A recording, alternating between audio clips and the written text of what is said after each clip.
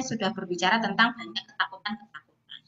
Ketakutan-ketakutan itu apa namanya merusak akidah. Sedangkan berita-berita menyenangkan, gembira itu akan menumbuhkan akidah lebih baik. Itu adalah kajian-kajian dari para ahli pendidikan Islam ya. Jadi apa namanya? Kalau kita mau proporsi, jadi seharusnya kalau berbicara tentang kegembiraan, maka siroh-siroh gitu ya, dongeng-dongeng tentang surga, tentang kebaikan, tentang pahala-pahala itu lebih banyak, harus lebih banyak dibandingkan dongeng-dongeng siroh-siroh yang berhubungan dengan neraka, dengan ancaman, dengan siksaan, begitu ya. Ini konsekuensinya ya. Kemudian yang kedua masalah keharmonisan. Kabar gembira itu harus terwujud nyata dalam kehidupan sehari-hari. Kalau apa namanya ibu dan bapak di rumah tidak harmonis, itu dunia serasa neraka sudah bagi anak-anak. Tapi kalau ibu dan bapak hidup harmonis di rumah, tidak ada yang teriak-teriak, tidak ada yang bertengkar, maka anak-anak akan merasa bahwa hidup di rumahnya itu serasa seperti di surga, begitu ya.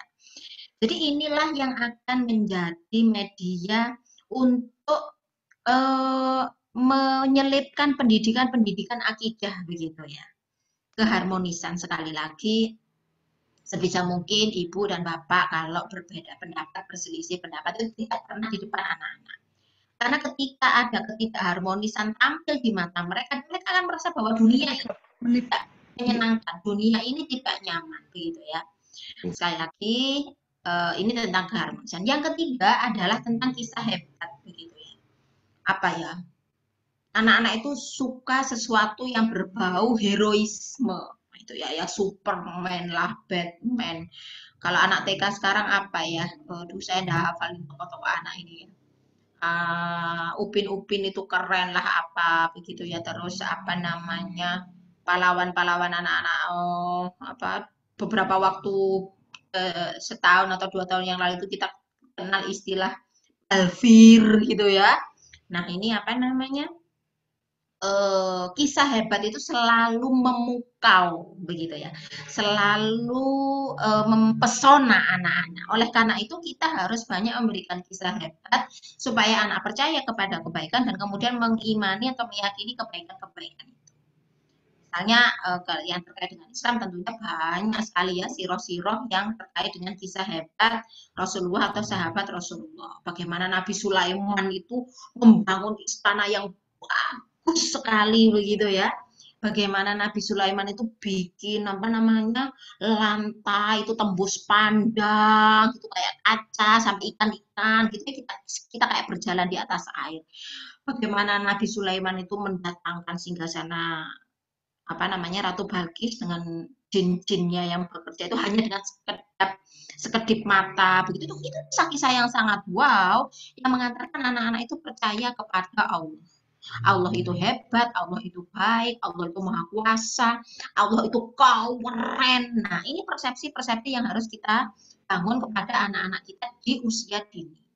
Oleh karena itu setiap kali kita di rumah ada keberkahan ya, ada kebaikan, pulang bawa makanan, bawa rezeki, katakan itu dari Allah. Allah, Abi bawa pulang hadiah dari Allah, Abi bawa karunia dari Allah, meskipun itu hanya sekotak martabak manis atau martabak telur begitu ya. Tetapi ketika kita menyampaikan itu dengan kosakata ini dari Allah begitu ya, ini keberkahan dari Allah. Allah baik sekali ya. Hari ini ayah bisa bawa pulang pisang bolen. Luar biasa. Sederhana ini akan menjadi pendidikan akidah bagi anak-anak kita. Oke, ini saran saya ya. Saran saya yang ketiga, nah ini terkait dengan ibadah ya. Saya tadi memang mengkritisi ya bahwa pendidikan kita di usia dini banyak ngomong masalah pengetahuan-pengetahuan rukun iman, rukun Islam, syahadat itu apa, asu apa dan segala macam itu pengetahuan gitu ya. Ke ibadah ya, anak-anak sudah dikenalkan dengan baca Quran, dikenalkan menghafal ayat-ayat Quran, surat pendek hadis itu banyak anak-anak TK itu sudah hafal juz, diajak hafalan juz 30 begitu ya. Sekali lagi tidak dilarang, itu boleh selama anak-anak senang. Dan agar, nah sekali lagi ya, agar unsur akidahnya bisa masuk di dalam proses pendidikan ibadah itu, maka target ibadah pada anak usia dini adalah senang, semangat, antusias, cinta sekali. Seolah-olah semua ibadah itu dilakukan karena Allah, bukan wudunya benar apa enggak, hafalannya banyak apa enggak, berdoanya sudah rutin apa enggak, apa namanya, kalau apa namanya sholat itu sudah urut tertib apa enggak, bukan. Tolong jangan apa namanya membuat target-target yang itu sebetulnya untuk anak di usia 7 tahun ke atas. Anak-anak beribadah harus benar, rutin, tidak boleh salah, tertib itu ketika sudah umur 7 tahun ke atas. Kalau masih 7 tahun ke bawah, seneng, antusias, ayah aku bisa loh ngapalin Quran, nggak bener nggak apa-apa, yang penting seneng dulu begitu ya. Ayah aku loh sudah apa namanya, sudah bisa berzikir, ayah aku sudah bisa wudhu, meskipun wudhunya salah tidak masalah, yang penting senang, semangat dan antusias. Ini saran saya untuk pendidikan akidah di usia dini. Baik, ini masih bagian pertama ya. Saya lanjutkan bagian yang kedua.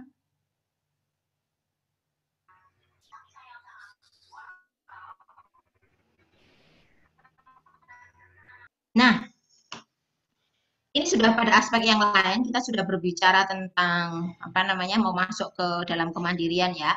Saya ingin bagikan fakta yang berikutnya bahwa anak-anak yang tidak tuntas perkembangan usia dini menjadi sulit mengembangkan kecerdasan intelektual, emosional, sosial di masa depan. Wis luar biasa.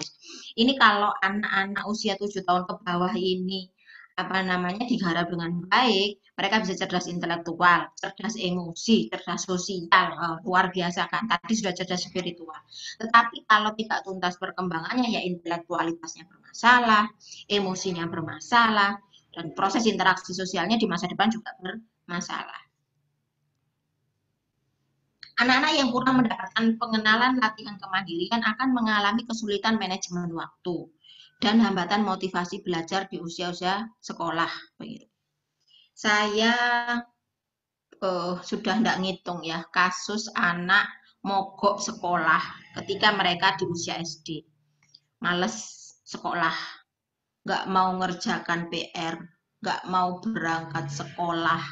Semuanya itu apa namanya ujung-ujungnya adalah mereka itu tidak tuntas perkembangan. Misalnya begini, ada anak mogok sekolah karena dibully oleh temannya. Jadi diolok-olok temannya, terus apa namanya sensitif, terus ngambek, terus besoknya nggak mau berangkat sekolah. Nah, kalau kita teliti, mesti secara umum ngomongnya, yo ya salah itu yang membuli begitu. Padahal dalam konteks perbulian, kita harus melihat bahwa anak-anak yang dibully berarti adalah anak-anak yang rendah diri, inferior, tidak punya pertahanan diri. Nah, anak-anak yang inferior, tidak punya pertahanan diri, ini biasanya adalah anak-anak yang di rumah tidak pernah dilatih aktivitas-aktivitas yang meningkatkan apa namanya kemandirian. Begitu. Jadi kalau anak-anak ini tidak tuntas kemandiriannya, ya nanti akan apa namanya jadi inferior, jadi tidak percaya diri, akhirnya udah jadi korban bully begitu ya. Ini saya lihat ya, saya tunjukkan gambar makan. Makan ini sesuatu yang sederhana, tapi sebetulnya untuk anak-anak usia 7 tahun ke bawah, makan tidak disuapi itu adalah pendidikan supaya anak tidak manja. ya. Bilang tuh sama anak-anaknya ya, katanya Bunda Ani, kalau kamu masih makan disuapin, nanti kalau kamu besar jadi anak manja. Terus nanti kalau sudah jadi anak manja, pasti jadi bahan olok-olokan temennya. Anak mama, gitu. Apa namanya itu jadi apa namanya jadi masalah gitu. Pakai baju dipakein, nggak mau pakai baju sendiri. Nah, ini juga akan membuat anak-anak ketika sudah besar jadi anak lelet gitu ya. Anak yang suka molor, manajemen waktunya buruk, nggak disiplin, telatan ke sekolah, malas ngerjakan tugas dan seterusnya. Kenapa? Kenapa? Tunggu dibantu dulu, gitu loh ya. Ada anak-anak apa namanya tidak tertib ya, harus cuci tangan habis makan, harus cuci kaki, harus gosok gigi jam sekian. Kalau anak-anak tidak tertib dengan jadwal-jadwal kemandirian ini, dipastikan bahwa mereka akan jadi anak yang malas belajar ketika sudah SD, SMP, SMA. Sudah. Dan kalau anak sudah SD, SMP, SMA dan malas belajar, ibu dan bapak akan stres sudahlah ya, karena anak sudah maunya banyak, temannya, pengaruh teman itu luar biasa. Ya, jadi nanti akan semakin sulit membentuk motivasi belajarnya ketika sudah usia sekolah gitu ya. Harus didicil dengan dari sekarang dengan melatih aktivitas-aktivitas kemandirian-kemandirian ini. Fakta yang berikutnya ya. Nah, ini isu ya. Saya kalau dibilang menyindir banyak orang terserah nggak apa-apa. Ya ini sudah sering dapat kasus konsultasi ini itu ujung-ujungnya ke sini begitu ya. Jadi ada punya anak ngambekan, punya anak marah, susah dibilangin begitu ya. Nggak bisa mengendalikan emosi, moody, egois lah segala macam. Ujung-ujungnya begini, 7 tahun pertama itu toilet training dan eating trainingnya bermasalah begitu. Jadi yang pertama, saya akan sedih sekali urusan ini ya. Urusan anak TK, sudah sekolah TK, sudah umur 3 tahun ke atas, itu masih ngedot, masih pakai pampers. Ada ibu-ibu yang senyum-senyum itu ya. Maaf ya Bu ya, kalau tersindir ya. Jadi apa namanya? Ada anak yang masih ngompol, ada anak yang susah makan, ada anak yang buang makanan, ada anak yang nggak ngabisin makanan. Ini adalah masalah-masalah anak 7 tahun ke bawah yang kalau tidak kita selesaikan, nanti di usia berikutnya ini akan jadi berubah menjadi masalah-masalah emosi. Sekali lagi akan berubah jadi masalah emosi. Sekarang mungkin masalahnya adalah toilet dan masalah makan. Anak-anak susah makan, anak-anak makan nggak dihabiskan, anak-anak makan minta disuapin, nggak mau makan sendiri, anak-anak ngompolan, ya begitu ya, masih pakai pampers, masih ngedot lah segala macam. Ini ini masalah kelihatannya sepele begitu ya. Kadang-kadang kita mikir ya, Allah kan masih kecil, daripada repot cuci-cuci, dipakein pampers aja. Daripada anaknya susah makan, susunya aja yang digenjot. Aduh, daripada makannya berantakan, disuapin aja. Nah, kepraktisan-kepraktisan semacam ini yang akan membuat apa namanya anak-anak bermasalah di masa depan, dan masalahnya nggak main-main ya, masalah emosi. Anak bapak dan ibu bisa jadi anak yang ngambekan, ngamukan, susah diatur, egois, moody, males, repot itu. Dan itu terapinya panjang ya, kalau sudah SD, SMP, SMA nanti akan panjang sekali begitu ya. Dan ini fakta ya, saya temui kasus sudah ratusan ya, kalau mau cerita satu-satu eh repot. Dan satu hal yang ingin saya sampaikan ini, tidak berarti kalau anak bapak dan ibu itu punya potensi kecerdasan yang baik, cerdas, itu kemudian masalah-masalah ini tidak terjadi. Karena saya temukan banyak sekali anak-anak cerdas, pinter secara kognitif, pinter matematika, baca tulisnya nggak masalah juga, tapi kemudian jadi tidak paham belajar, tidak semangat karena tidak semangat belajar, karena masalah emosi-emosi yang semacam ini. Ini faktanya di rumah ya. Judulnya ini sindir menyindir. Mohon maaf sekali ya. Memang ini tujuannya untuk saling mengingatkan bahwa hambatan kemandirian anak-anak itu adalah kebutuhan fisik anak tersedia tanpa melakukan usaha. Coba perhatikan, anak-anak bangun tidur dibangunkan, makan tinggal makan disiapkan, baju itu kadang diambilkan, mandi dimandikan, apa ya semuanya tersedia.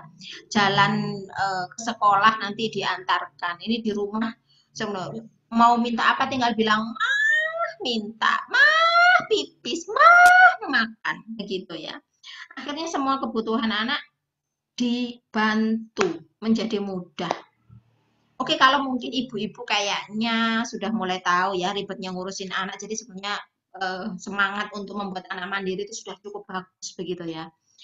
Tapi ada neneknya yang ngendori, ada neneknya yang bantu, ada bapaknya yang nggak sabar. Sudahlah, biar daripada anak nangis sudah suapin aja. Daripada anak nangis sudahlah kamu kasih aja daripada. Maunya praktis, cepet, nggak ada masalah begitu ya. Padahal ini adalah hambatan kemandirian yang nanti di masa depan akan jadi masalah yang semakin eh, bertumpuk-tumpuk. Oleh karena itu, oleh karena itu ya, mari kita berikan pembiasaan perilaku sejak usia dini agar agar dapat menjadi pondasi pembentukan karakter di masa depan, begitu ya. Pembiasaan perilaku itu apa saja, gitu ya. Saya apa namanya memuat detil di buku apa namanya di buku Tuntas Kemandirian ini. Kalau untuk anak usia 7 tahun ke bawah, saya apa namanya? Saya cuplikan sedikit ya. 7 tahun ke bawah. Oke. Oke. Singkatnya ya. Nanti lengkapnya ada di buku ini. Umur satu apa namanya? Umur ini kan paling umur anu ya, umur 2-3 tahun ya. 2-3 tahun itu harus tuntas toilet training, harus memakai dan melepas atribut baju sendiri, ngambil makan sendiri dan membereskan mainan sendiri. Umur 4 sampai 5 tahun itu harusnya sudah bermain, tidak pakai ditunggui begitu ya, sudah bisa ke kamar mandi sendiri, sudah kenal aturan, kemudian sudah bisa menyimpan barang miliknya sendiri begitu ya. Umur 5 sampai 6 tahun bisa merapikan diri, bisa mulai merapikan tempat tidur, bisa apa namanya melakukan jadwal rutinitas begitu ya. Ini sekilasnya ya. Lengkapnya ada di buku ya. Bentar. Saran saya ini kalau mau diringkas ya, targetkan sebelum TKB, kalau bisa makan sudah tidak disuapin, sudah minum dengan gelas, bisa BAK, BAB sendiri, berpakaian, melepas maupun memakai, nggak pakai dibantu, melakukan aktivitas pindah sesuai kebutuhan.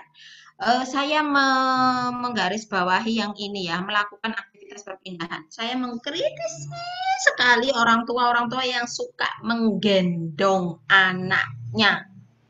Bagi saya, anak-anak itu umur 2 tahun ke atas itu perlu digendong hanya ketika satu, sakit. Yang kedua, ketika anak tersebut sedang sedih. Ya, sedih bapaknya keluar kota, sedih mamanya bekerja, sedih habis digangguin sama kakak dan seterusnya. Hanya dua kondisi itu, ketika sakit dan ketika sedih. Selainnya apa namanya ketika anak itu lagi ngambek lah atau minta apa nggak diturutin, itu jangan ditenangkan dengan digendong karena itu akan membuat anak-anak semakin manja ya. Berikutnya adalah membereskan barang yang telah digunakan. Oke, ini apa namanya bagian selanjutnya ya.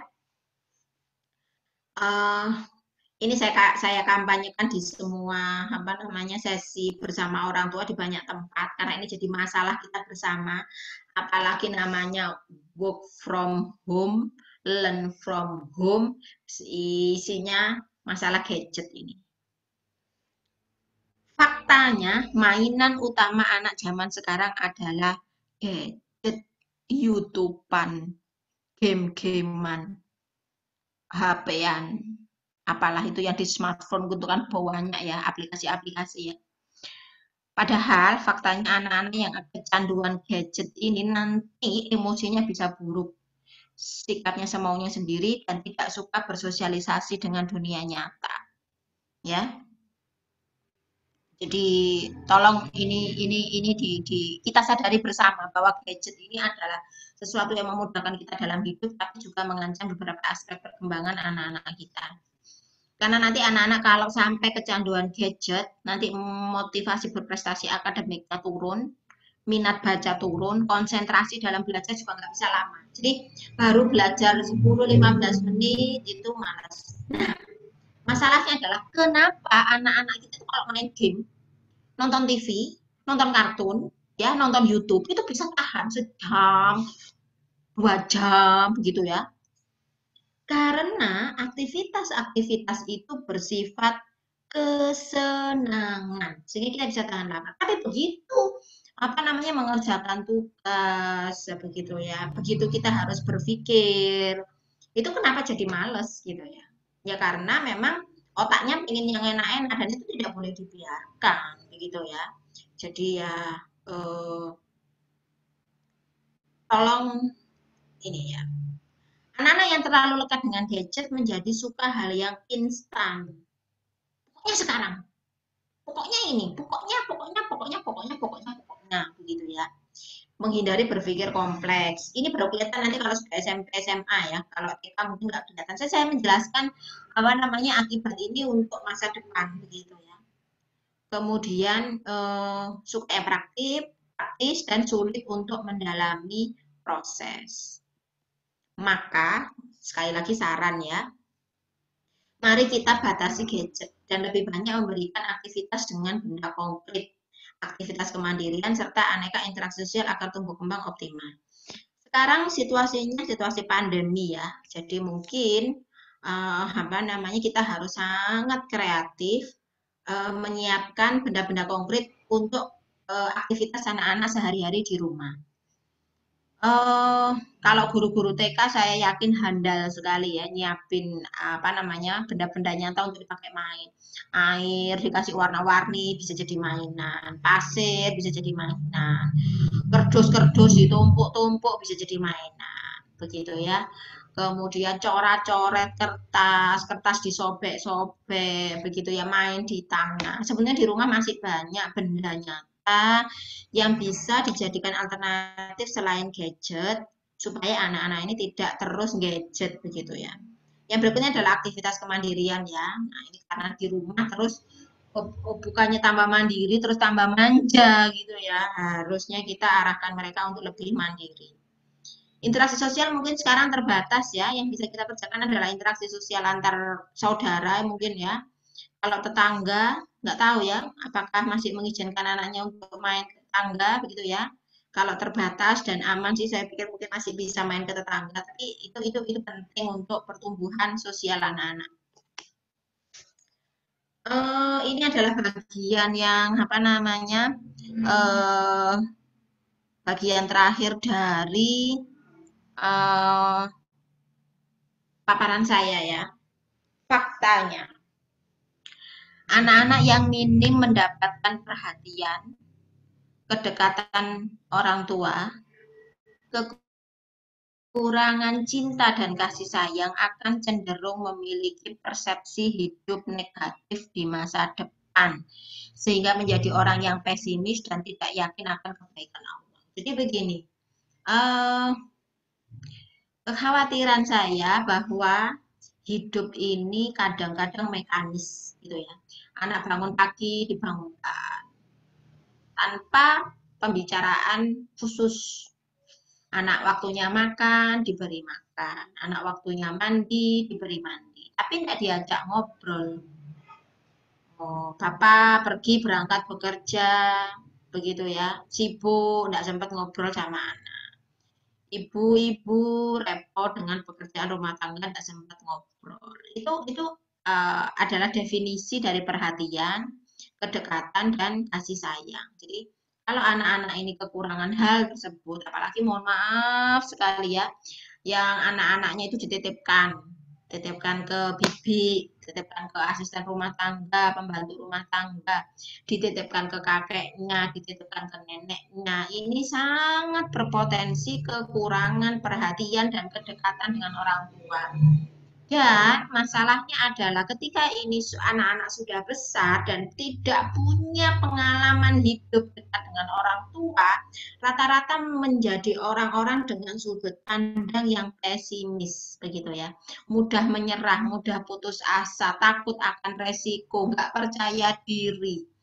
Karena apa? Karena ya nggak yakin bahwa Allah itu baik. Karena kan dia tidak mengalami hidup yang menyenangkan, yang penuh sayang ketika kecil, begitu ya. Anak-anak yang kurang komunikasi dengan orang tua atau mendapatkan komunikasi negatif, kalau yang tadi kurang diperhatikan, kalau komunikasi negatif ini banyak di apa namanya kurang apresiasi begitu ya, banyak dibentak, banyak kenakalan, apa namanya banyak banyak banyak kalimat-kalimat tidak enak begitu ya kepada anak-anak ini ketika mereka nanti remaja akan berubah menjadi kenakalan-kenakalan remaja. Bukan hanya anak laki-laki saja ya. Eh, Anak laki-laki mungkin kelihatan akalnya itu tawuran, rokokan, motor-motoran, kebut-kebutan, begitu ya. Kenakalan anak putri ini lebih menyeramkan ya, pacaran bebas, begitu ya, pacaran berlebihan, terus nanti hamil di luar nikah lah, karena butuh belian cowok-cowok, wah seram ya. Jadi kayak lagi mari saran saya adalah bapak dan ibu di rumah eh, mari kita pelihara hubungan suami istri itu menjadi sebuah hubungan yang harmonis dan ada kekuatan ruhiyah di dalam rumah tangga kita begitu ya. Dan tentunya setiap apa yang Bapak dan Ibu kerjakan bisa menjadi teladan berkomunikasi bagi anak-anak. Kemudian Bapak dan Ibu bisa berbagi peran ya, jangan pasrah bongkoan sama Ibu saja, jangan ya. Bapak pun ambil peran walaupun tidak setiap hari, walaupun tidak banyak seperti Ibu. Mohon meluangkan sedikit waktu untuk anak-anak agar anak-anak mendapatkan pendidikan yang seimbang. Dan mari kita doakan anak-anak kita ya, karena hanya Allah yang kuasa untuk membaikkan anak-anak kita. Ini adalah pengantar apa namanya materi dari saya. Apa namanya 40 menit sudah saya menyampaikan, saya akan lebih senang kalau banyak interaksi di antara kita ya. Kalau ada banyak dialog, akan semakin apa namanya melengkapi apa-apa yang saya sampaikan tadi. Demikian pembukanya. Ihdinas siratal mustaqim. Assalamualaikum warahmatullahi wabarakatuh. Saya kembalikan kepada moderator. Waalaikumsalam warahmatullahi wabarakatuh. Terima kasih Bu Ani. Nah, selanjutnya ya Bunda, alhamdulillah ini untuk materi sudah selesai nggih. Sekarang tinggal tanya jawab. Nah, di sini sebelum tanya jawab itu saya juga punya pantun. Nah, pantunnya adalah jikalau nanti bertemu Agung, sampaikan salamku kepadanya. Jikalau nanti engkau pun bingung, tanyakan saja kepada Ibu Ani Kristina. Itu ya Bunda. Nah ini alhamdulillah sudah ada beberapa pertanyaan. Ini akan saya sampaikan Ibu Ani ya. Baik. Baik, untuk pertanyaan pertama. Ini pertanyaan pertama ini untuk anak usia 5 tahun Ibu. Jadi sebenarnya anak ini sudah mampu melakukan kegiatan secara mandiri. Namun, terkadang apabila ada sosok orang tua di sampingnya, biasanya itu dia akan tergantung seperti tadi yang disampaikan, mungkin ada mbahnya atau ada ayah yang selalu melindunginya. Dia itu akan bergantung seperti itu.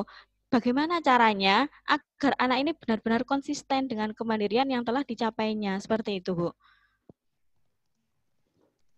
Ini langsung atau bagaimana? Langsung dijawab mawon. Nggih. Oh ya, baik.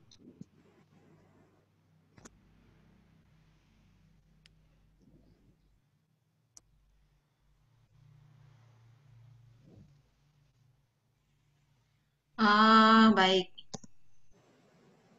Jadi begini ya, eh 5 tahun ke bawah itu adalah eh apa? Bentar.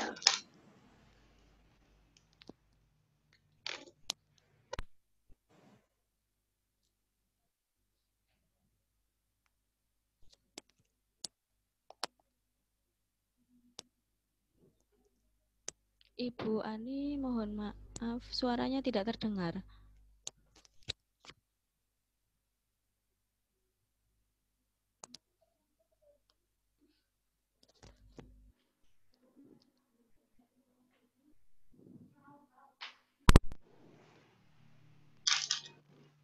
Mohon maaf, apakah Iya, suaranya masuk?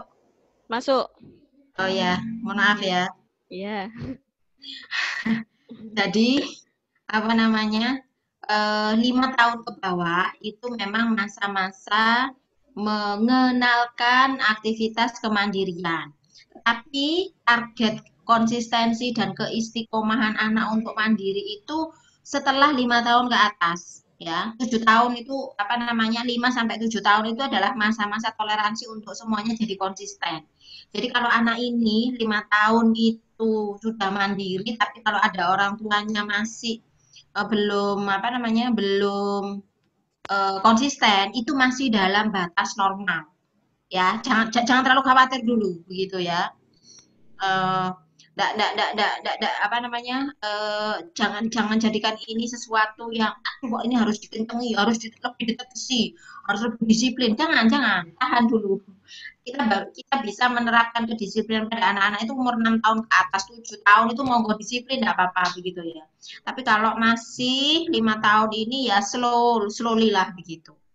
Nah, terkait dengan ini ya, kalau ada orang tuanya, kalau ada bapaknya atau ada neneknya, dia jadi gitu. Itu coba kita lihat apakah itu bentuk dari mencari perhatian. Misalnya bapaknya sibuk sekali begitu ya, sibuk, jarang di rumah, jarang ngobrol sama anak. Kemudian ketika anaknya datang, kemudian akhirnya dia mencoba bermanja.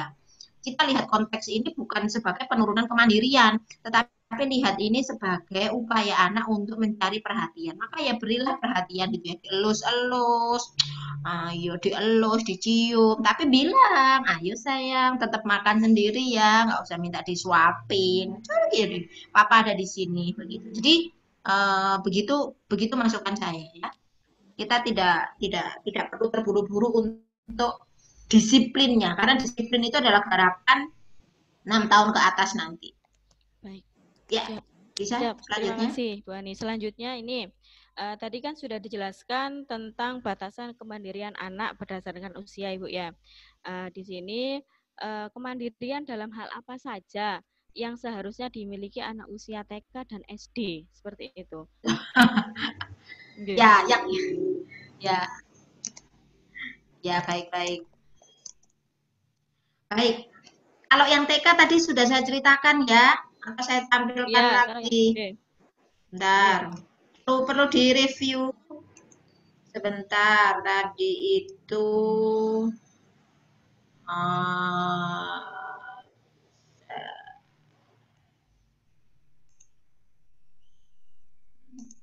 ini saya tampilkan sekilas ya. Jadi, nah ini yang TK ya, ini yang TK. Lengkapnya ada di buku ini sih. Saya baca buku aja ya. Kayaknya kalau buku ini Ustadzah di TK-TK sudah punya lah ya. Oh Iya, sudah, ada. ada. Nggih. Ya, kalau kalau itu bisa disesuaikan kepada orang tua kan baik, tapi kan saya bacakan apa namanya, detailnya sebentar. Ini tadi yang TK. Kalau yang SD memang lebih banyak ya, karena memang SD itu adalah masa-masa untuk kemandirian. Halaman 83. Ini adalah standar kemandirian anak SD. Anak SD kelas 1 ya, kemandirian yang harus dikerjakan adalah kemandirian sholat ya, sholat tertib 5 waktu semuanya sudah harus mulai karena ini juga aturan agama. Kemudian apa namanya mengenalkan aturan-aturan di tempat umum. Apa artinya anak-anak harus sudah mulai belajar tentang sopan santun. Kemudian anak-anak harus bisa mulai belanja atau beli kebutuhannya sendiri. Kemudian menjaga barang miliknya. Tidak ada ceritanya pulang sekolah barang ini hilang, barangnya ketinggalan, barangnya tidak tahu entah kemana. Ya, tidak boleh lalai dengan barang milik pribadi. Ini kemandiran anak SD kelas 1. Jadi kalau ada emak-emak kayak saya ini kan memang parah ya, kemampuan apa itu memori saya bermasalah karena tidak tuntas motorik, akhirnya saya suka lupa barang-barang. Ah itu ini tidak tuntas kemandirian kelas 1 SD saya itu ya, suka lupa meletakkan barang-barang di mana.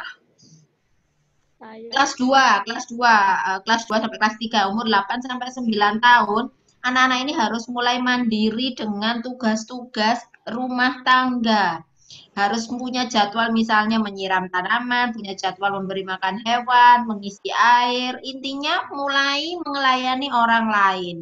Kemudian kemandirian mengelola uang saku. Ini kelas 2, kelas 3 SD mulai ya.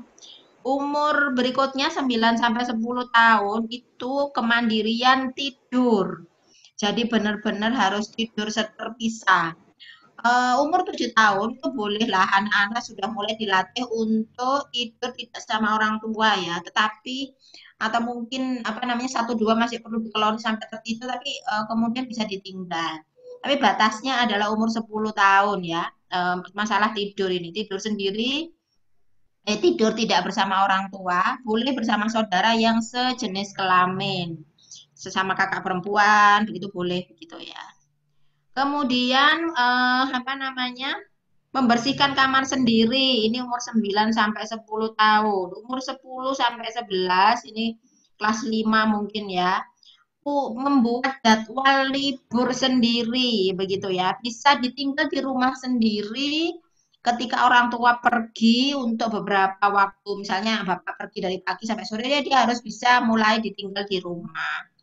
Kemudian bisa berjual beli, bisa menahan diri apapun keinginan yang tidak dikasih, tidak diberikan saat itu juga. Terus kemudian ini kelas 6 menjaga perilaku ketika tidak ada orang tua, mulai melayani tamu dan merawat diri ketika sakit. Jadi ya, bisa minum obat sendiri gitu ya, istirahat kalau dia sudah merasa sakit. Serem ya. iya. Ini memang kemandirian anak-anak SD. Yang TK aja apa namanya masih keteteran, ini kadang masih disuapin sampai SD. Tanya target kemandirian SD makin pusing ini mama ya. Demikian kita bisa lanjutkan. Terima kasih Bu Ani. Selanjutnya ini ada yang membahas tentang menakut-menakuti tadi ya Bu ya. Ya. Bagaimana cara menarik batas antara menakut-nakuti dengan mengajarkan konsekuensi seperti itu. Hmm. Jadi Baik. ini Begini ya. Uh, Konsekuensi itu diajarkan dengan nyata dan sebenarnya ini kalau untuk anak TK mengenalkan konsekuensi itu apa ya? Hmm, terlalu mungkin jangan terlalu jangan terlalu kaku.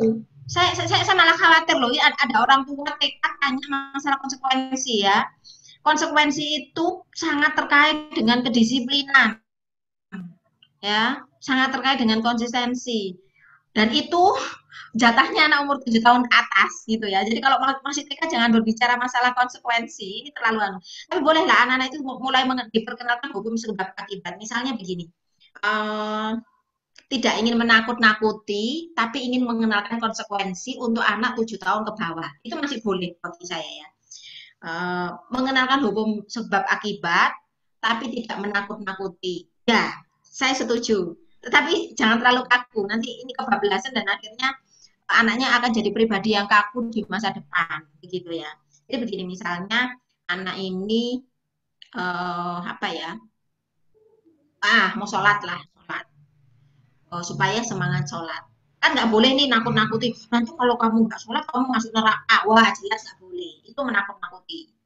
Nanti kalau kamu apa namanya nggak baca Bismillah nanti kamu bakal ketemu hantu, ah itu jelas nggak boleh. Tapi begini, sayang, ayo kita baca Bismillah supaya makanan yang kita makan ini masuk ke perut kita dan kemudian menjadi gizi yang bermanfaat untuk seluruh tubuh. Jadi itu kan sebetulnya juga sebab akibat, tetapi yang kita ceritakan adalah kebaikan-kebaikan, kebermanfaatan. Cerita-cerita tentang ketakutan itu memang ada, bahwa kalau kita makannya itu nggak bagus, nanti tubuh kita bisa sakit. Tapi nggak usah cerita di usia-usia ini, nanti ketika 7 tahun ke atas, begitu ya. Apa? Jadi kenalkan konsekuensi-konsekuensi dalam rangka kebaikan-kebaikan dulu. Kalau kamu begini, kamu akan jadi baik.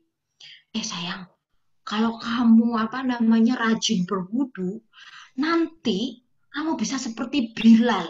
Sahabatnya Rasulullah itu, bahkan suara sandalnya aja terdengar di surga. Kenapa? Karena dia itu menjaga wudhu. Sayang, wudhunya baik, yang wudhunya yang bagus, ayo kita berwudhu. Nah, itu kan kita sedang menceritakan sebuah konsekuensi, tapi tidak dalam rangka menakut-nakuti. Misalnya, anak kita ini makannya dihabiskan, makan sayur. Jangan takut-takut. Kamu kalau makannya nggak habis, nanti panggilkan Pak Gendut, panggilkan Pak Kumis. Kamu harus pokoknya ditakut-takuti begitu. Nanti kamu tak laporin bu guru lah, kan itu menakut-nakuti begitu ya. Tapi bagaimana kita berbicara dengan kalimat yang positif? Ya sayang, sayurnya dihabiskan, nanti kalau sayurnya dihabiskan, kamu dapat ciuman dari mama 15 kali, 10 kali. Nanti kalau kamu makannya habis, nanti malam main kuda-kudaan sama papa 10 kali putaran. Nah, itu kita sedang mengenalkan konsekuensi, tetapi yang dikenalkan adalah yang positif, positif, positif. Kalau di sini ada yang psikologi ya, ada yang psikologi. Ini namanya reinforcement positif. Ada konsep namanya reinforcement negatif, salah satunya nakut-nakuti tadi itu boleh, tapi nanti di 7 tahun ke atas. Ya, demikian. Siap-siap. Terima kasih Bu Ani. Selanjutnya ini ada pertanyaan selanjutnya, ya. Selanjutnya ini ada kakak adik, usia bedanya 1,5 tahun. Nah, ini di sekolah yang sama. Bagaimana cara dan sikap orang tua agar bisa berbuat adil terhadap putra-putrinya? Karena ini kakaknya laki-laki, adiknya perempuan. Mungkin kan ketika kakak dibeginikan, lo kakak gitu, adiknya dibegini, lo adik kok begitu, seperti itu Bu. Jadi bagaimana kan karena setiap anak itu berbeda dan memiliki keunikan masing-masing, seperti itu. Jadi bagaimana cara dan sikap orang tua agar bisa berbuat adil seperti itu? Ya baik, definisi adil ya, adil itu sesuatu pada tempatnya, begitu. Saya pikir kalau yang kecil mungkin belum tahu konsep keadilan ya, karena saya perkirakan kalau bedanya 1,5 tahun mungkin kakaknya umur 5, adiknya umur berapa, berarti 5 dikurangi 1,5, 3,5 begitu ya. Ada umurnya Ustazah? Ini kakaknya 6, mohon maaf, kakaknya 6 tahun. Ya kakaknya 6 tahun berarti Lebih. adiknya 1,5, berarti adiknya 4,5 begitu ya. Oke, saya bahas untuk yang umur 6 tahun Ya. ya. Ya 6 tahun. Jadi begini, apa namanya? Pertama adil tentang gender ya. Jadi kita harus bedakan anak laki-laki dan anak perempuan, begitu ya. Anak laki-laki dikasih baju koko, anak perempuan dikasih kerudung, itu kan adil gitu ya. Masa dua-duanya mau minta kerudung, kan begitu. Jadi itu adil secara gender juga. Yang kedua, apa namanya? Eh, kalau kakak ini cemburu, misalnya begini, adiknya masih disuapin, kakaknya disuruh makan sendiri, begitu kan ya. Nah, kakaknya kan protes, mama nggak adil, aku nggak disuapin kalau adik disuapin. Nah, kita harus jeli mencari sesuatu yang adik itu belum dikasih, tapi kakaknya sudah dapat. Misalnya, karena kakaknya sudah umur 6 tahun, berarti kakak itu boleh memelihara sesuatu. Kalau adik nggak boleh minta benda itu. Gitu. Jadi kita memang harus benar-benar membedakan. Kalau kakak dapat apa, adiknya ya belum waktunya dapat yang dimiliki oleh kakak. Nah kalau adik yang cemburu, aku mau yang kayak punya kakak. Padahal itu kan jatahnya dia kan belum no. Itu kan kita sering ngomong, eh apa namanya, kamu ngalah dong buat adikmu, kasih no itu ke adikmu. Nah ini yang bikin tidak adil ya, ini yang bikin tidak adil. Kita seringkali meminta para kakak itu mengalah, sehingga kemudian kakak-kakak ini merasa diperlakukan tidak adil gara-gara dia jadi kakak, dia harus mengalah pada semuanya. Tidak boleh, tidak boleh. Bilang pada adiknya, adik, kamu belum waktunya punya seperti kakak. Kamu akan dapat punya kakak kalau kamu nanti sudah sebesar kakak. Kalau kamu mau punya kakak, kamu harus minta izin kepada kakak. Jadi kamu harus pinjem punya kakak. Kalau kakak bolehin, kamu boleh pakai. Jadi kita malah mengorangkan, mendewasakan si kakak dengan cara apa? Kalau dia kasih izin, berarti adiknya baru boleh. Itu baru adil. Ini akan sangat berharga. Apa namanya? Dalam konsep kakak adik ini, saya sering melihat kakak-kakak ini yang menjadi pribadi yang lemah gara-gara sering disuruh mengalah, begitu ya. Jangan minta kakak-kakak ini untuk mengalah. Kalau memang jatahnya itu milik ini, ya sudah, adiknya ya harus apa namanya, kalau minta ya harus dengan izin kakaknya gitu. Itu apa namanya, membuat konsep keadilan itu tidak seimbang gara-gara meminta para kakak selalu terus mengalah. Mohon tidak melakukan itu. Ada jatahnya begitu ya. Saya kira itu. Terima kasih. Baik. Selanjutnya Bu Ani. Ini selanjutnya usianya 3 tahun dan 5 tahun. Bagaimana cara berkomunikasi yang baik dengan anak yang memiliki kecenderungan selalu membantah? Jadi, bagaimana berkomunikasi dengan baik kepada anak yang memiliki kecenderungan untuk selalu membantah? Seperti itu, Bu. Ini usianya 3 dan 5 tahun.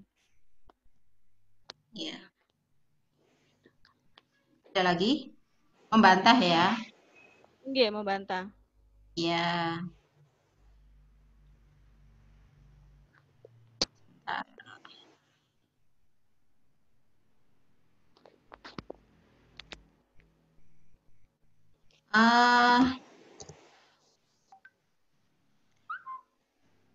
Coba kita evaluasi ya, membantahnya anak itu bisa dua jenis. Satu, dia niru. Dua, apa namanya, eh, dia itu merasa diperlakukan tidak adil. Tiga, ada yang memanjakan dia. Pertama, masalah meniru. Kalau kita sebagai orang tua sering ngomong satu arah, main perintah. Ayo, makan, habiskan. Ayo, sini. Nggak boleh. Ayo, jangan ke situ. Semakin kita satu arah, makin anak-anak membantah. Itu dulu yang perlu dievaluasi. Misalnya kita minta anak-anak itu mau berharap anak-anak menghabiskan makanannya. Sayang, dihabiskan ya makanannya ya. Mau. Oh, makan. Ya. Apa namanya? 2, 3, 4, 5 sendok pertama, apa namanya, disuapkan. Bahkan cuma bantu sedikit ya, sekarang habiskan. Itu masih boleh lah. Anak masih umur 5 tahun dibegitukan boleh. Masih ada unsur latihan kemandiriannya, tapi juga kita tidak main perintah. Begitu ya. Semakin banyak perintah-perintah dan larangan-larangan terhadap anak-anak umur 3 sama 5 tahun itu semakin mereka bantah, semakin mereka nggak mau. Begitu. Yang kedua, anak-anak yang suka membantah adalah anak-anak yang kadang-kadang merasa diperlakukan tidak adil, seperti tadi. Sering disuruh disuruh mengalah, sering disuruh apa namanya, sering disuruh ini apa namanya, ya aku gitu mas, gitu. Coba evaluasi keadilan kita terhadap anak-anak kita, apakah sudah adil? Yang ketiga, anak-anak ini suka membantah karena terbiasa keinginannya dituruti. Biasanya nih ya, ibunya nyoba tegas, bapaknya yang nggak tegaan. Ibunya yang tegas, ada neneknya yang nggak tegaan. Jadi memang harus dievaluasi. Kita ini apa namanya harus bicara dengan anak-anak itu dengan bahasa kayak kalau gimana sih cara ngomong sama anak-anak atau gimana cara berkomunikasi. Kalau saya mau ide ya ini untuk guru TK. Ada mau saya bermain, ayo. Coba ibu sama bapak tiap hari gitu berlagak jadi kayak guru TK di rumah. Beres itu anak-anak. Kenapa pada ketawa semua? Loh, ya mah jadi guru TK nggak gampang. Kenapa kok anak-anak itu bisa nurut sama guru-guru TK-nya? Ya karena guru TK itu asik, menyenangkan, ceria. Wah, itu pokoknya ya. Nah, Bapak Ibu di rumah bisa nggak kayak gitu gitu loh. Ayo anak-anakku sayang, kita mau berangkat sholat. Hore! Gitu. Katanya ibu-ibu, aduh Ustazah lebay, Ustazah lucu. Loh, lah memang disitulah dunia anak-anak ibu. Kalau masih 7 tahun ke bawah, ya kita ini berlebay-lebay bersama anak-anak supaya anak-anak ini mudah perilakunya gitu. Sebetulnya juga ya nggak lebay-lebay amat ya, saya punya teman ya ibu rumah tangga biasa di rumah, tapi mungkin karena memang dia punya keterampilan atau apa dulu kan teman kuliah saya dia di tempat kuliah juga biasa main drama gitu ya, jadi ketika punya anak itu dia bisa main drama-dramaan sama anak-anaknya. Ayo anak-anak, kita sekarang mau balapan, membersihkan lantai. Satu, dua, tiga, wah. Ya, akhirnya rumah bersih.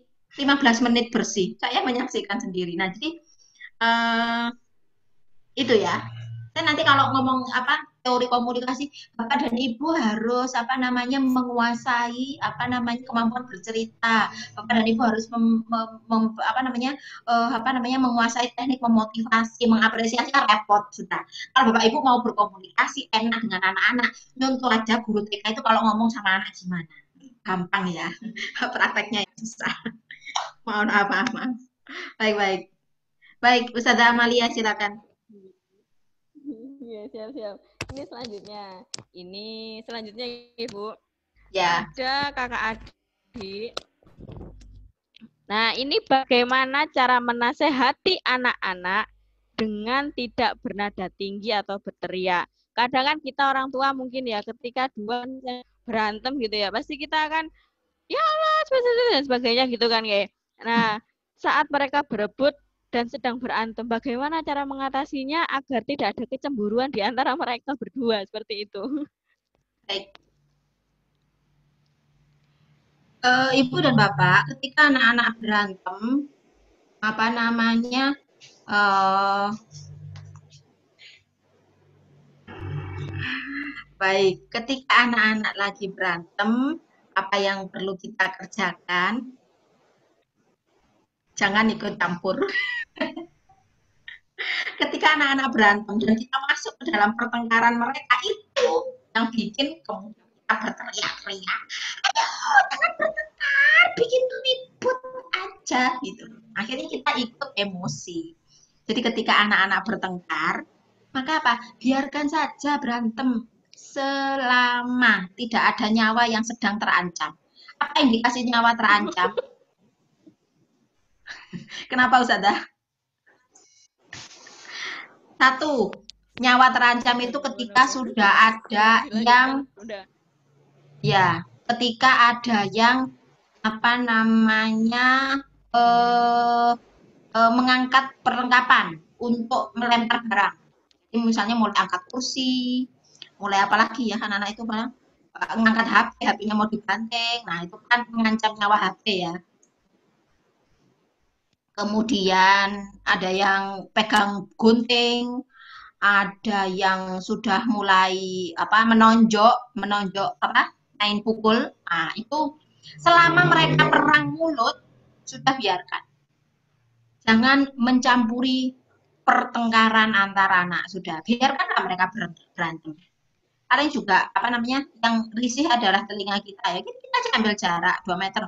Semakin mereka sebenarnya kadang-kadang anak-anak itu bertengkar untuk mencari apa namanya pelindung, mencari mencari siapa yang akan. Jadi misalnya gini, kan ada anak bertengkar, ini kan cari pembelaan ya. Jadi kalau misalnya aku nanti yang dibela sama mama, wah itu adalah prestasi buat anak begitu ya. Semakin mereka kita turuti apa namanya pembelaan kita semakin menjadi-jadi gitu ya. Apa perebutan kekuasaan di antara anak-anak itu begitu. Mereka apa namanya merasa menang, merasa berkuasa, merasa jadi raja kalau dibela mama, kalau dibela papa. Kita malah tidak boleh membela siapapun dengan cara apa? Ya dengan membiarkan mereka bertengkar, begitu ya. Pertengkaran yang perlu diintervensi itu kalau pertengkaran yang berlangsung lebih dari 30 menit atau yang tadi yang mengancam nyawa, begitu ya. Selama tidak ada nyawa terancam ya biarlah bertengkar, nanti pasti berhenti sendiri.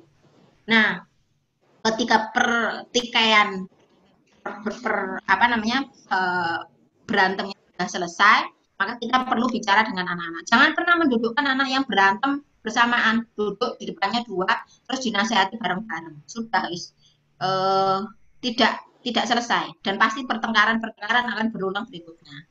Dudukkan anak-anak sendiri. Kakak, ngadep mama, oke ceritakan kenapa tadi kamu bertengkar. Nah, dia cerita, dan seterusnya. Sudah, panggil adik privately, private. Nah, ini akan menyelesaikan masalah ya. Bagaimana supaya kita nggak berteriak ya jangan ikuti pertengkaran mereka dan ini kan masalah kesabaran ya. Tidak ada rumus buat sabar selain kita banyak mendekatkan diri pada Allah. Demikian Ustazah, monggo. Baik, jadi kuncinya rumus kesabaran ya Ibu ya. Ya, kalau nggak sabar ya wes Ustazah bubar. Nah, ini selanjutnya kan ada kata-kata ini bagaimana caranya agar kalimat minta tolong tidak dijadikan alat sebagai untuk menyuruh orang lain. Kan kita biasanya lo bilang apa minta tolong dulu, minta tolong. Nah, kata-kata minta tolong itu malah disalahgunakan oleh anak tersebut. Jadi jadi bagaimana agar anak itu tidak menggunakan kata minta tolong itu tidak pada tempatnya seperti itu. Padahal dia sebenarnya itu mampu untuk mengambil itu. Padahal sebenarnya dia itu mampu untuk melakukan itu seperti itu. Ya, baik. Kita menasehatinya seperti itu. Ya ini bumerang parenting ya.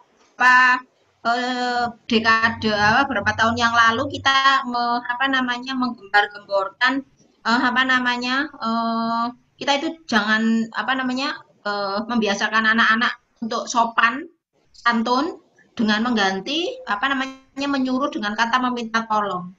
Maka kemudian kata minta tolong ini di apa namanya dipelintir sama anak-anak supaya dia menyuruh orang lain. Yang pertama yang ingin saya katakan bahwa anak yang bisa melakukan ini saya pastikan dia anak cerdas. Jadi yang pertama disyukuri dulu. Ya, disyukuri dulu bahwa ini adalah anak cerdas, dia bisa memanipulasi kata minta tolong itu menjadi perintah, ini anak cerdas. Tapi kemudian jelas bahwa ini tidak bisa kita biarkan berlarut-larut, berlanjut-lanjut, jangan sampai ya. Ini adalah caranya bagaimana ya? Caranya adalah sikap kita. Kita harus bilang, sayang, kita harus menetapkan batasan. Kamu boleh minta tolong untuk sesuatu yang tidak kamu kerjakan sendiri. Ketika kamu minta tolong untuk sesuatu yang bisa kamu kerjakan sendiri, kamu itu artinya apa ya? Ambillah kata-kata yang apa namanya nggak bagus begitu ya. Kamu itu lemah, kamu itu apa namanya eh, kamu itu jadi apa namanya jadi tidak semangat dan atau apa begitu ya. Dan yang ketiga, ketika anak-anak minta tolong untuk sesuatu yang dia bisa, ya ditolak. Mohon maaf, mama tidak bisa menolong kamu karena sebetulnya kamu bisa ngambil minummu sendiri ya. Mama lagi nyusuin adik, ya, ambil makananmu sendiri. Ya, sudah kan tinggal bilang kayak gitu, ya. Ya, kita lanjutkan.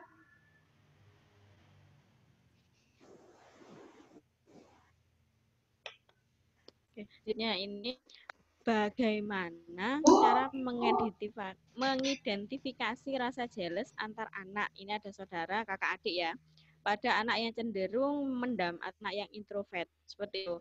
Apakah lebih baik didiamkan saja atau lebih baik ulik karena khawatirnya nanti jadi api dalam sekam ketika mereka sudah dewasa?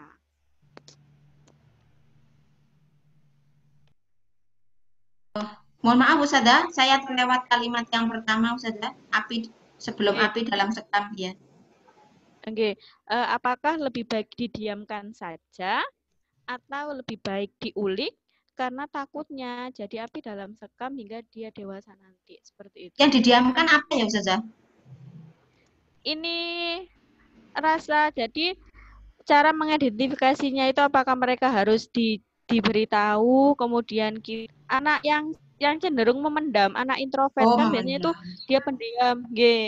Apakah kita ulik, kita cari tahu. Biasanya anak seperti itu kan susah untuk diulik kalau kan biasanya mudi anak seperti itu. Baik.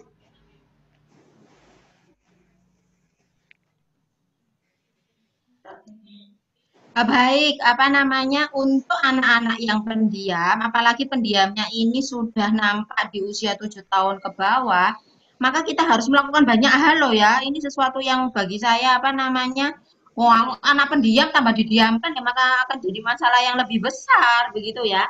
Ketika kita mendapati anak-anak yang pendiam, maka kita malah harus lebih banyak proaktif. Kalau pakai kosakata diulik ini, diulik kan cuma ditanya-tanya ya, tidak cukup. Tidak Yeah. cukup dengan kita bertanya-tanya. Apa namanya? Tidak cukup dengan kita bertanya supaya anak ini mau menceritakan apa yang kita harus proaktif bercerita.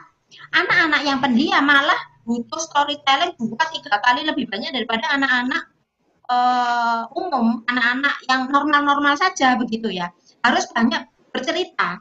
Nggak tahu dia mau respon apa enggak, tiap mau tidur itu ya harus di anu aja, di apa namanya, di apa namanya, diceritain aja gitu ya. Kalau anak yang normal mungkin didongengin 5 menit 10 menit langsung bisa tidur, anak kayak begini mungkin bisa dongengnya bisa lebih panjang gitu ya, lebih kita harus lebih banyak banyak berbicara. Kalau misalnya kita apa namanya, misalnya mau ngomong soal makan aja begitu ya, ngomong sama anak-anak kan biasanya, sayang kita makan yuk, anak-anak kalau anak makan sendiri itu namanya anak mandiri loh. Kita kalau sama anak pendiam ngomongnya harus lebih banyak begitu ya. Nah, itu ini coba lakukan 1, 2, 3 bulan. Nah, kalau 1, 2, 3 bulan kita sudah lebih banyak bercerita, lebih banyak self apa kalau pakai istilah psikologi namanya ini self disclosure ya. Bahkan kalau perlu kita ceritakan perasaan kita, mama seneng loh kamu tadi begini. Oh, mama seneng loh kalau kamu begitu, begini, begitu, begitu. Nanti masuk di bulan keempat setelah kita banyak bercerita, nah baru sebentar ada. Ya, ketika apa namanya, ketika ini apa namanya, sudah berlangsung, maka di bulan keempat baru proses uli-uli ini bisa dikerjakan.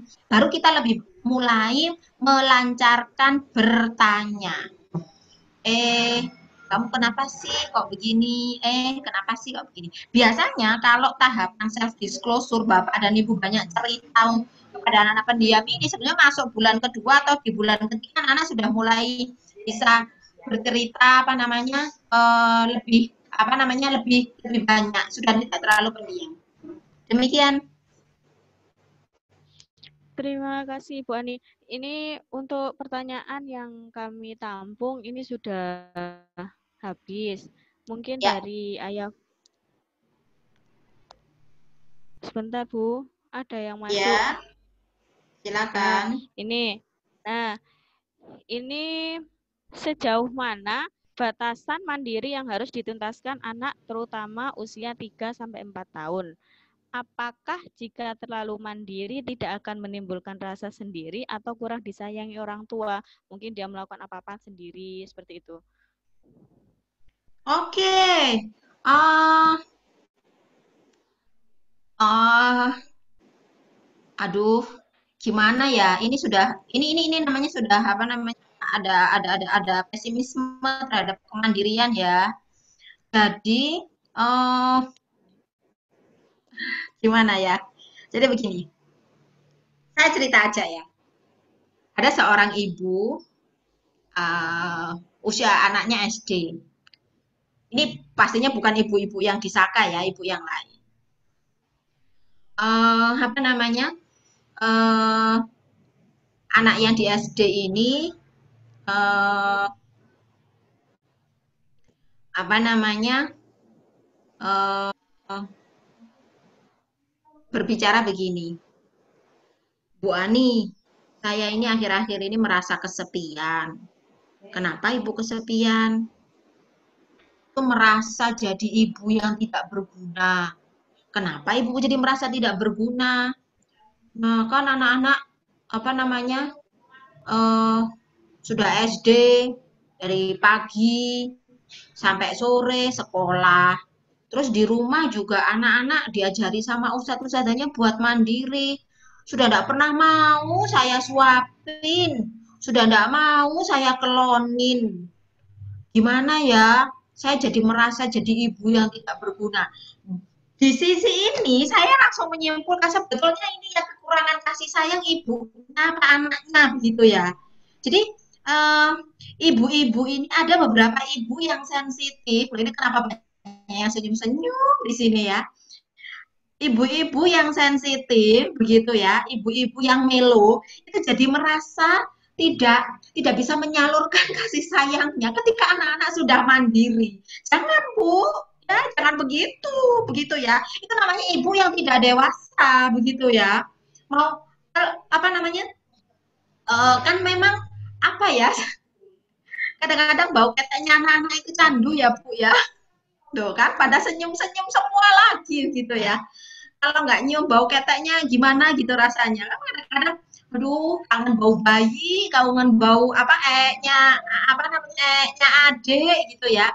Oke, ini mohon maaf ibu-ibu sekalian saya katakan ya ini dengan agak gimana ya, itu adalah nafsu ibu begitu ya. uh, Jelas itu adalah godaan setan begitu ya. Oh, anak mandiri kok apa namanya takut begini dan begitu begitu ya. eh, Ibu boleh buktikan anak-anak ibu yang mandiri bisa makan sendiri, bisa ngapa-ngapain sendiri, anak-anak ibu akan jadi percaya diri.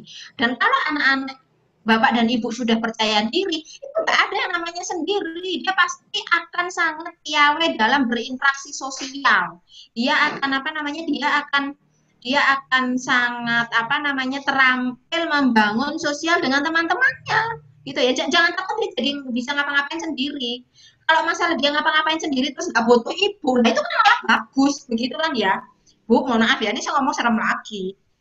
Ibu apa namanya kita kan nggak tahu ya jatah umur kita berapa ya, tiba-tiba besok apa namanya kita diambil Allah, tiba-tiba besok apa namanya ibu apa namanya tiba-tiba wafat kemudian nggak bisa membesarkan anak ibu. Nah kalau anak-anak ini mandiri nggak tergantung sama ibu kan malah bagus gitu ya, kita akan kaget ketika mau ngapa-ngapain sendiri. Ibu jadi jadi jangan merasa nanti anaknya akan kesepian ya kalau ngapa-ngapain sendiri. Insya Allah malah bagus kalau anak mandiri. Ya insya Allah, insya Allah, insya Allah, insya Allah. Harus Baik. optimis dan harus kuat gitu. Nah, ini ada lagi Bu yang masuk. Bagaimana caranya menangani anak yang lebih cenderung minta bantuan kepada kakek dan neneknya yang biasanya sering memberikan bantuan? Karena kebetulan ayah bundanya ini masih tinggal bersama kakek neneknya, tidak boleh pisah rumah dulu, seperti itu. Kan mungkin kakek nenek adalah malaikat penolong cucu-cucu seperti itu. Oke, ini nanti jadi judul parenting satu sesi, judulnya bagaimana berkomunikasi dengan orang tua tentang pengasuhan anak, gitu ya. Harus sopan, harus santun, tidak boleh sampai tersinggung. Gimana bekerja sama dengan kakek neneknya itu supaya mereka tidak memanjakan cucu-cucunya. Kuncinya di komunikasi ya, yang diajak ngomong adalah kakek dan neneknya. Kalau anaknya kita apa namanya kita suruh mengkontekskan, yuk kalau sama kakek mungkin kamu dibantu, tapi kalau sama mama kamu enggak ya belum bisa. Anak-anak belum bisa berpikir kontekstual. Kita harus bicara dengan yang dewasa. Begitu saja itu ngomongnya panjang gimana teknik kan itu seni ya bicara sama orang tua. Ya. Siap-siap. Ini dan apakah jenengan Bu Ani mempunyai trik dan cara menangani anak yang usia 3 tahun 8 bulan sering lihat YouTube? Ketika HP-nya diambil, dia pasti akan ini berlanjut ke kakek nenek tadi ya. Ketika Ya, diambil, dia akan beralih ke kakek neneknya. Seperti itu. pinjam HP kakek neneknya maksudnya.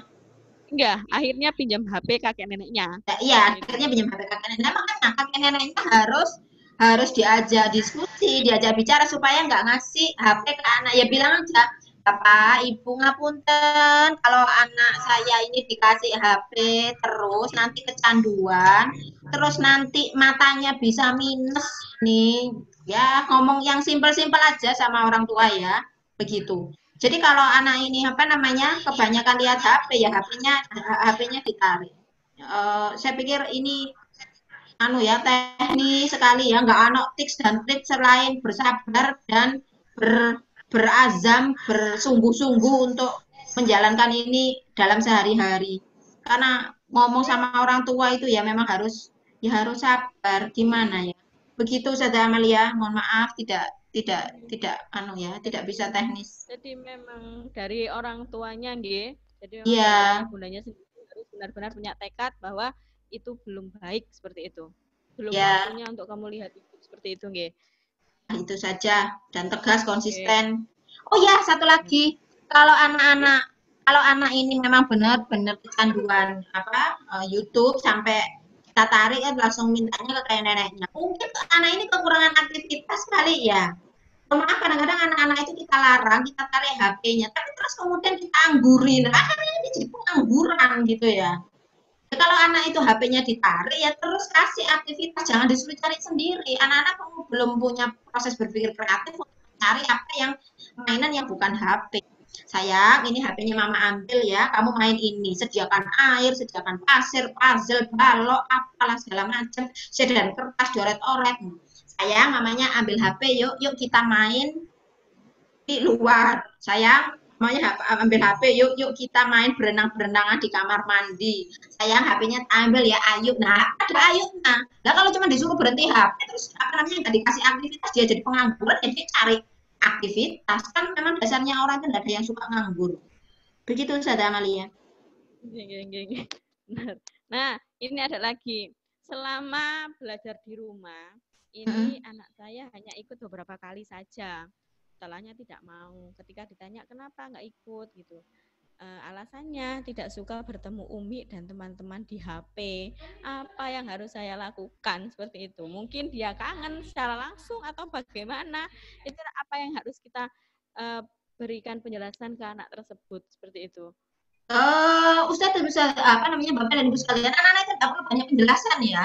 Karena memang anak-anak ini belum waktunya diajak untuk berpikir panjang, logis, berpikir logis konkret, logis konseptual. Jadi Bapak Ibu tidak mau menjelaskan pandemi virus, social distancing lah, social tidak perlu ya. Jadi itu kan bikin anak-anak makin pusing ya. Kita hanya perlu menjelaskan hal yang sederhana saja bahwa kalau kamu keluar rumah pengen ketemu sama teman-teman, nanti kamu bisa kena virus, bisa sakit. Cukup sampai di situ, nggak usah ngomong penjelasan panjang-panjang. Yang perlu kita lakukan adalah action. Apa itu? Sekali lagi, ini adalah cobaan orang tua di rumah ya. Bapak dan Ibu di rumah harus menjadi guru TK yang kreatif, menciptakan aktivitas dari anak bangun tidur sampai tidur lagi. Ustadz-ustadz TK Saka mungkin bisa membantu ya, bikinkan jadwal harian ya, Senin bangun pagi ngapain, jam sekian ngapain, kurikulum 24 jam begitulah ya. Kalau Bapak Ibu di rumah kebingungan anak ini harus diajak ngapain, minimal dibikinkan panduan. Jadi misalnya bangun pagi anak itu ngapain ya, terus misalnya main air, terus jam segini main pasir, jam segini main apa, jam segini nyiram tanaman, jam segini ngapain ya, jam segini sampai sorenya. Kadang-kadang kan ibu-ibu di rumah mungkin kekurangan konsep atau ide. Anak ini harus diajak bermain apa supaya bisa mengalihkan kebosanannya. Begitu ya. Dan ya mari kita berdoa bersama ya, semoga pandemi ini segera berlalu dan kita bisa hidup lebih normal. supaya tidak ada masalah begini-begini nih. Ya, sebenarnya Amin, wajar kok amin. Bu kalau anak-anak ini nggak mau ikut sesi per HP-an ya, karena memang dunia anak itu dunia nyata. Ini sebetulnya kalau saya apresiasi ini anak yang paling sehat loh ya. Nggak mau main HP-HP-an, maunya main ketemu langsung itu berarti secara mental sangat sehat gitu ya. Perlu kita bantu. Ya, lanjut Ustazah Amalia. Alhamdulillah. Nggih. Dan ini selanjutnya ada pertanyaan, bagaimana caranya yang awalnya sudah mandiri, bisa pakai celana, baju sendiri, tapi ketika melihat saudaranya masih dibantu, tiba-tiba dia minta dibantu kembali, seperti itu. Mungkin iri atau bagaimana, itu masih dibantu, aku kok sudah bisa sendiri, seperti itu. Akhirnya ada muncul, aku ingin dibantu saja, agar tidak repot dan sebagainya. Mungkin seperti itu dari anaknya sendiri. Ya, ini tadi kan sudah kita diskusikan di bagian awal tentang konsep keadilan ya. Jadi memang apa namanya eh, kakak-kakak yang merasa iri kepada adiknya masih banyak dibantu ini harus kita beri privilege, keistimewaan yang dia dapat, sedangkan adiknya nggak dapat. Kalau kita nggak ada sistem ini di rumah ya kita nggak bisa nyuruh kakak-kakak itu lebih mandiri daripada adiknya. Sayang, mamah kan apa namanya kasih kamu apa mainan apa atau uang saku lebih, boleh jajan sendiri, boleh apa sesuatu yang boleh tetapi adiknya belum boleh, kita harus tegaskan itu. Karena kamu kakak makanya kamu boleh ini, begitu ya. Itu yang harus kita tegaskan. Jadi jangan mundur. Terus daripada anak ngerengek-ngerengek minta dipakai-pakai, daripada ribut wis tak pakai ini lah, ya bubar, nggak jadi latihan mandiri nanti ya. Begitu saja. Siap-siap. Nah, dan ini ada tambahan lagi. Apakah, ini ada pertanyaan, apakah untuk ibu bekerja, boarding school sejak SD bisa jadi solusi menanamkan akidah tentang kemandirian anak sejak dini, Bu? Oh tidak, oh, saya langsung jawab. Boarding school hanya bisa cocok, efektif untuk pendidikan anak usia 12 tahun ke atas. Jangan diboardingkan sejak SD. Oke, mungkin ada no ya, mohon maaf ya, ada kalangan pendidik lain yang menerima anak di pesantren sebelum apa namanya sebelum SD, monggo. Tapi saya melihat anak-anak 12 tahun ke bawah sangat butuh ketemu orang tuanya setiap hari. Ya, masih sangat butuh. Nanti kalau di boarding school kan dari SD, eh, karakter itu akan melekat ketika itu ditularkan, dicontohkan oleh orang tua kandung asli. Kalau yang ngajari orang lain tidak begitu efektif.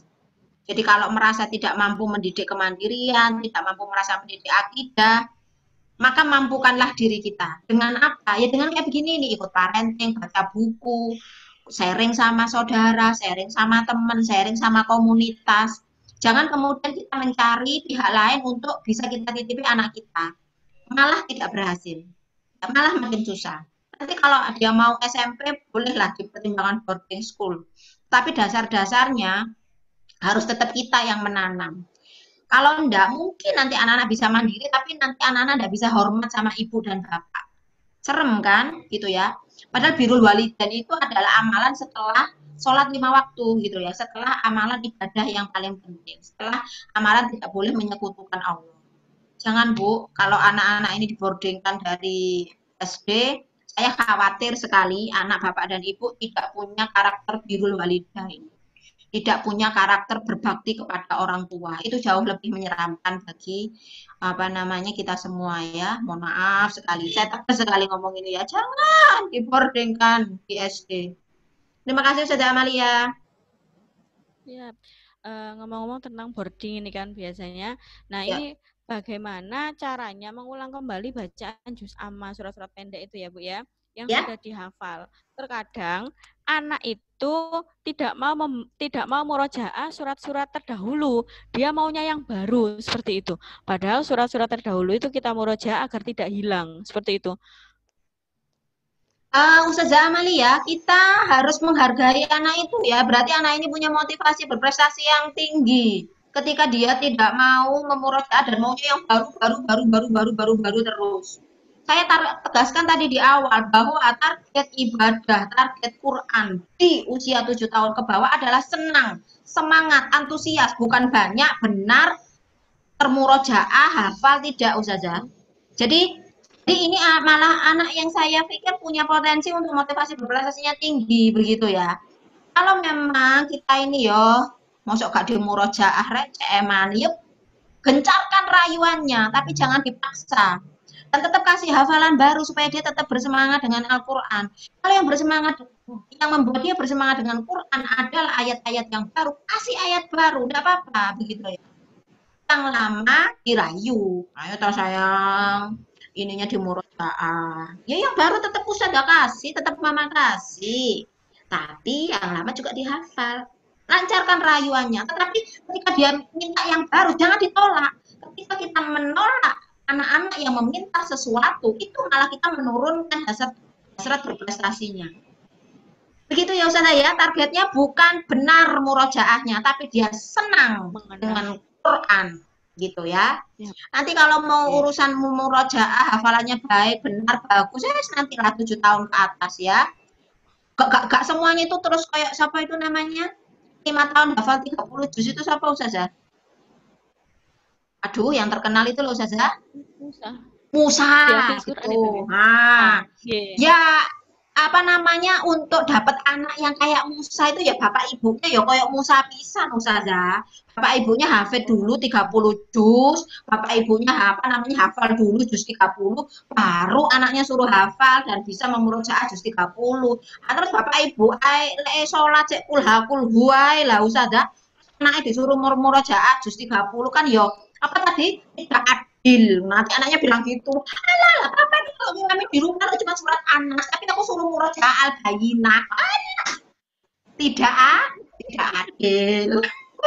Maaf ya saya ceplos-ceplos gemes aku saja. Nggih, bener napa-napa. Maaf maaf maaf maaf, maaf. Ya, itu membuka wawasan kita juga, Bu. Ngapunten. Loh, kadang-kadang Ini anak-anak itu kadang-kadang anak-anak kita itu juga merasa diperlakukan tidak adil bukan dengan iri dengan saudara tapi iri dengan bapak dan ibu juga.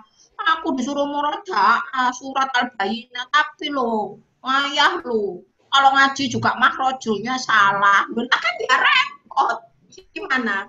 Jadi saya lagi 7 tahun ke bawah ini yang rawan potensi iri-iri dan cemburu-cemburu ini coba targetnya bukan tentang banyak, tentang kualitas, tentang itu tadi ya. Tapi sekali lagi anak seneng dengan Quran itu Bapak Ibu sudah harus mari kita sujud syukur ya. Anak-anak bersemangat membaca Quran meskipun bacaannya salah. Ya nanti pelan-pelan kita betulkan. Ya Ustazah. Lanjut. Nggih, siap-siap. Nggih, ini ada pertanyaan, bagaimana cara agar anak itu bisa fokus? Misalnya, ketika dia sedang bermain, kemudian dipanggil oleh mamanya, dipanggil berulang kali sampai berulang kali dia tidak mendengarkan, tidak mengindahkan seperti itu. Kadang kan ketika anak sudah bermain itu kan Ya, sudah lupa dengan sekelilingnya. Bapak dan Ibu asal itu bukan main HP saya setuju. Ya, ketika anak bermain fokus begitu ya, ini malah peluang di masa depan dia bisa konsentrasi belajar tinggi. Pokoknya yang bikin nggak bisa dipanggil ini bukan soal HP, syaratnya itu aja. Misalnya anak ini lagi nyusun balok puzzle banyak begitu ya, terus kemudian apa namanya dia jadi tidak fokus dipanggil, saya acungi jempol, motoriknya tuntas, konsentrasi belajarnya bagus, luar biasa. Bagaimana caranya supaya dia itu dipanggil terus apa namanya bisa perhatian sama kita? Yo didatangi, dipegang pundaknya, jangan diteriaki dari dapur, ya, oke? Okay? Jadi itu tidak adil ya. Kita minta anak perhatian sama kita sementara kita sedang fokus sama memasak, kan ya tidak adil gitu loh ya. Ibu lagi masak terus ibu panggil anak ibu yang lagi main di ruang tengah gitu loh. Berharap anak yang sedang main tadi bisa berfokus kepada kita. Lalu kita saja tidak mau konsentrasi kita masak diganggu, apalagi anak kita kan begitu. Kalau anak mau apa namanya mendengar panggilan kita, ya datangi, pegang pundaknya, sayang, mama mau bicara, taruh dulu mainannya, ya pasti diperhatikan. Tapi kalau cuma ditilai dari jauh, wajahnya ibu nggak kelihatan, bodoh amat, anak pikir kan begitu. Hasrat berprestasinya lagi fokus sama pekerjaan dia, begitu ya. Jadi ini masalah cara ya. Jangan pernah memanggil anak tanpa menunjukkan wajah, gitu ya. Saya ini malah mengganggu konsentrasi anak belajar di masa depan. Ketika ingin bicara dengan anak, ketika ingin memanggil anak, minimal jarak 1 meter, 2 meter. Wajah nampak, wajah bisa dilihat oleh anak. Kalau wajah sudah apalagi beda ruangan, satunya di belakang, satunya di teras, jangan pernah panggil-panggil anak. Ya, tidak cocok untuk perkembangan otak anak. Demikian. Siap. Ini ada pertanyaan lagi. Bagaimana seandainya anak kita itu menjadi korban bullying temannya? Ya, Bagaimana cara memberi pengertiannya kepada anak kita? Seperti itu. yang ini yang diberi pengertian yang dibully atau yang membuli? Yang dibully, yang Oke, anak kita, yang si korban. baik. Korban. Oke. Ya. Saya ulang ya. Kita itu harus berhati-hati memberikan penjelasan panjang lebar kepada anak-anak terhadap suatu fenomena. Karena anak 7 tahun ke bawah belum memiliki proses logis konseptual yang jelas. Ya, bagi anak-anak yang dibully, sekarang pertanyaannya bukan bagaimana saya menjelaskan kepada anak yang dibully, tapi apa yang bisa kita kerjakan kepada anak yang dibully. Yang bisa kita kerjakan kepada anak yang dibully adalah menampung kesedihannya. Wes, kalau nanti kita menjelaskan ujung-ujungnya menasehati, akhirnya perasaan sumpuknya anak, perasaan stresnya anak gara-gara dibully itu tidak tertampung kalau kita buru-buru menjelaskan dan buru-buru menasehati. Anak-anak yang sedang mengalami persoalan-persoalan itu butuh curhat, ya, butuh didengar. Kamu kenapa? Aku lo tadi diganggu Hafiz. Emang Hafiz kamu lah Hafiz lo kalau aku. Lo kamu diolokin apa? Lo kan kita seolah-olah berempati bahwa dibully itu aja gak enak. Itu anak-anak harus merasa punya teman yang bisa memahami ketidakenakan perasaannya. Lah kalau kita ngomong, aku tadi bully Hafiz, loh kamu itu ya, kalau misalnya dibully temanmu, harusnya kamu itu lawan balik, kamu itu laki-laki, kamu harus mempertahankan diri loh, ini jelas itu cerita, Bu. Ya. Akhirnya anak-anak ini akhirnya perasaan sedihnya akhirnya tidak tersalurkan karena buru-buru dinasehati. Ya, jadi tolong hindari menjelaskan terlalu panjang ketika anak-anak yang sedang mengalami masalah. Tampung dulu apa yang dia rasakan. Nanti kalau sudah selesai cerita, begini, barulah mau kasih nasihat apa boleh. Tapi bagi saya, anak-anak yang dibully, yang pertama kali harus kita kerjakan adalah evaluasi kemandiriannya.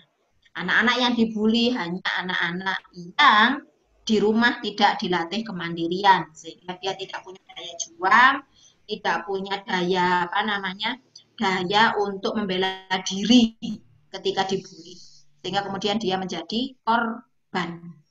Demikian saja. Siap. Nah, ini ada pertanyaan lagi, Bu. Ini Ya. ada kondisi anak yang kemampuannya di bawah anak-anak normal. Nah, sering saya memaksa dia untuk sama dengan anak yang pada umumnya. Apakah itu salah? Dan bagaimana tindakan terbaik saya untuk anak saya? Seperti itu. Iya betul Ibu, ya Ibu ya salah kalau mau berharap dia sama dengan temannya. Jelas ya, saya itu kalau ngomong belak-belakan loh Bu ya, mohon maaf sekali ya kalau tersinggung begitu ya. Ketika memang anak kita menunjukkan kemampuan di bawah teman-temannya, ya kita harus menerima bahwa dia berbeda. Tetapi kita tidak boleh berputus asa. supaya anak ini bisa menunjukkan kemajuan. Minimal sepanjang waktu berjalan ada usaha yang kita kerjakan. Kita tidak boleh diam saja. Begitu ya. Jadi yang harus dilakukan yang terbaik bagaimana? Satu, mencari informasi. Kenapa kok anak saya kemampuannya berbeda dengan teman-teman pada umumnya? Kalau sudah tahu kenapa, cari terapinya. Pasti ada. Minimal usada-usada sakai handal ini. Kalau anak yang berbeda-berbeda begitu dia Pak Nois, sweat gitu ya. Sudah tahu lah tipsnya begitu ya gimana cara ngomongnya gitu ya. Yang jelas memang anak-anak yang memiliki perbedaan dengan anak-anak pada umumnya, target motoriknya nanti berbeda ya Ibu ya, enggak sama. Jadi kalau anaknya tetangga sudah bisa main sepeda lancar, anak saya ya belum bisa ya jangan dipaksa karena ya memang berbeda. Anak tetangga sudah bisa baca, begitu anak saya nulis huruf, ajak huruf B sama D aja masih kebalik-balik. Ya jangan dipaksa, berbeda ya berbeda ya. Tetapi harus ada terapi secara terstruktur yang harus dilakukan. Jadi yang terbaik ya itu yang di apa namanya yang harus dilakukan. Cari tahu kenapa dan cari terapi untuk mengejar ketertinggalan anak ini. Begitu ya. Kalau berapa namanya kalau memaksa dia sama dengan anak yang lainnya tentunya itu tidak bijak ya. Nanti akan anaknya makin terbeban dan semakin tertekan. Demikian Ustazah Amelia. Baik, terima kasih Bu Ani. Untuk pertanyaan yang kami tampung ini sudah tidak ada. Alhamdulillah. Saya pikir nanti tidak ada berhentinya sampai zuhur sampai asar ya. Sangat antusias, Alhamdulillah. ya Bunda. Okay. Ya. Jadi intinya belajar kita pada hari ini itu tanamkan cinta kepada Allah dan Rasul itu yang pertama Bu. Siap. Kemudian kemandirian itu didampingi. Seperti itu. Dan tanamkan konsep pada orang tua itu adil, sabar, dan pasrah kepada Allah serta doa. Wah, luar biasa Ustazah Amalia.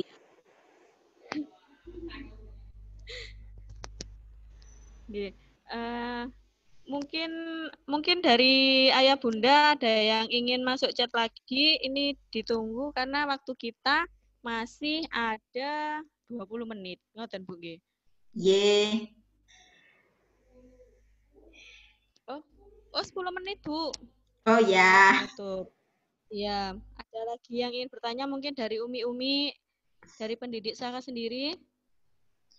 Ustazah boleh loh bergabung bertanya monggo. Mungkin saya Bu nggih. Saya punya saya juga ingin bertanya sebenarnya dari tadi. Nggih, monggo Ustazah. Bu, saya ini punya anak usia 1,5 tahun Bu nggih. Mungkin anak usia 1,5 tahun itu masih semaunya sendiri. Saya paham itu. Ada kalanya dia ikut aturan, ada kalanya dia tidak mendengarkan saya, ada kalanya dia minta pertolongan orang lain, seperti itu. Dan di sini superhero-nya adalah bapaknya. Seperti itu, Bu. Ketika saya minta tolong ke bapaknya, Pak, anak ini agar mandiri, minta tolong dia kerjakan sendiri. Iya, jadi bapaknya itu bertahan 1-2 jam, anaknya itu melakukan kegiatan sendiri. Selanjutnya, anaknya merajuk dan sebagainya, akhirnya bapaknya tidak tega. Kadang saya itu sampai berulang kali bicara kepada bapaknya, Pak, minta tolong anak ini biar mandiri. Anak ini kita tanamkan seperti ini. Itu bapaknya, iya, 1-2 jam itu bertahan hanya 1-2 jam saja. Setelahnya itu sudah seperti masih anak bayi kan loh Bu. Jadinya masih sering dibantu. Jadi saya tuh harus bagaimana ke bapaknya anak saya ini. Ngoten Bu, saya juga dilema sebenarnya. Ibu, apa namanya? Ini mungkin apa namanya? Bapaknya ingin mencurahkan kasih sayang pada anak ya. Jadi memang anak umur 1,5 tahun itu kan sama bayi kan ya masih beda-beda dikit gitu ya. Saya pikir hal tersebut ya, hal tersebut memanjakan, membantu aktivitas anak, prom-prom yang segala macam itu masih ditoleransi sampai umur 2,5 tahun ya Bu ya. Jadi biarkan ayahnya apa namanya? Meluapkan rasa sayangnya Loh Bu, bapak-bapak ngopi ini baik-baik ini ya bersyukur lah Bu, Masya Allah, luar biasa kan ya. Alhamdulillah, Jadi iya. apa namanya, mohon itu malah akan bagus, apalagi kalau anaknya laki-laki nanti kelekatan sama ayahnya juga bagus, nanti karakternya bisa jadi luar biasa. Jadi apa namanya, tolong berikan kesempatan itu sambil ngomong sama pelan sama bapak bahasa ini, ya wis kalau emas nggak tega, kalau ayah nggak tega, kalau abi nggak tega sama anak ya wis nggak apa-apa. Tapi kata Ustazah Ani, pol-polan sampai 2,5 tahun, ya Pak, ya nanti kalau 2,5 tahun jangan dibeginikan lagi. Tolong ya, tolong ya sayang, gitu loh Bu, lah ya nanti gitu. Hmm, jadi Oke? dua Okay? setengah tahun Bu, nggih, ya Allah. Oke. Iya, siap siap siap, baik, nggih. Ini ada pertanyaan lanjutan dari boarding school tadi. Nah, Ya. kalau boarding school untuk anak SD terlalu dini, kalau TPAM sejak bayi bagaimana? Terkadang saya dinyinyiri teman karena anak saya dinilai terlalu mandiri. Tapi menurut saya itu efek baik dari TPAM seperti itu. Jadi, apa nggih? Oh Eh, ya. nggih. Ustazah tepam itu jam berapa sih Ustazah? TPAM itu mulai pukul 6.30 hingga pukul 17.30 sore. Ah, oke. Okay. Sore malam masih ketemu orang tuanya kan? Ya, Masih. Nggih. ya. Sekarang kalau kalau ngomong masalah nyinyir ya, kalau ngikuti nyinyiran orang ya bodo amat kan begitu ya. Ya biarlah yang nyinyir biar nyinyir kan mulut-mulut mereka sendiri. Saya pikir begitu saja. Kalau apa namanya karena di Tepam ini anak jadi mandiri itu jadi efek baiknya. Yang perlu saya evaluasi ini juga masukan buat Tepam ya. Coba dilihat apakah anak-anak ini masih punya kelekatan kepada ibunya walaupun dititipkan seharian di Tepam ya. Kalau anak-anak masih punya kelekatan, kelekatan itu artinya begini, masih merindukan mamahnya. Ketika mamahnya datang masih lari sama mamahnya. Ketika di rumah ditidurkan mamahnya bisa. Ketika apa namanya? Ketika dia sakit dia masih cari-cari mamahnya. Itu contoh-contoh kelekatan. Jangan sampai kelekatan itu full berpindah kepada pengasuh-pengasuh di Tepam. Nanti ketika anak ini kekurangan kelekatan dengan ibu kandungnya, itu yang akan jadi masalah emosi di usia mendatang. Mungkin anaknya mandiri, tapi anaknya jadi punya masalah emosi. Itu yang perlu dievaluasi ya.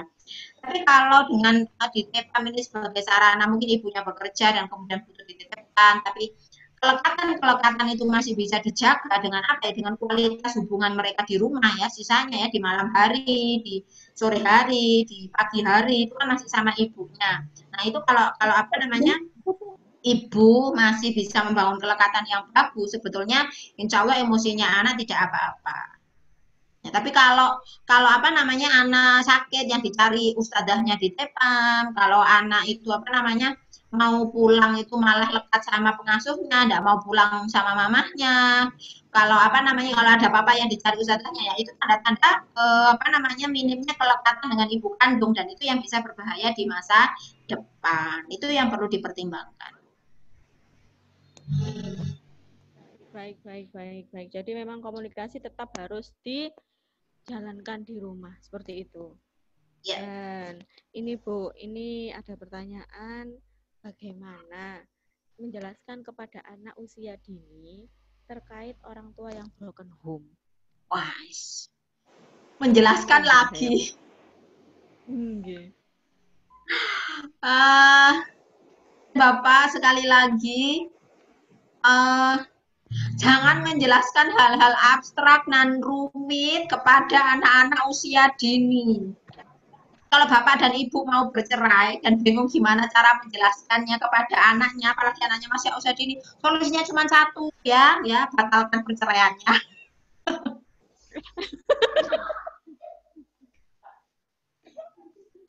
Ustazah jangan ketawa Ustazah.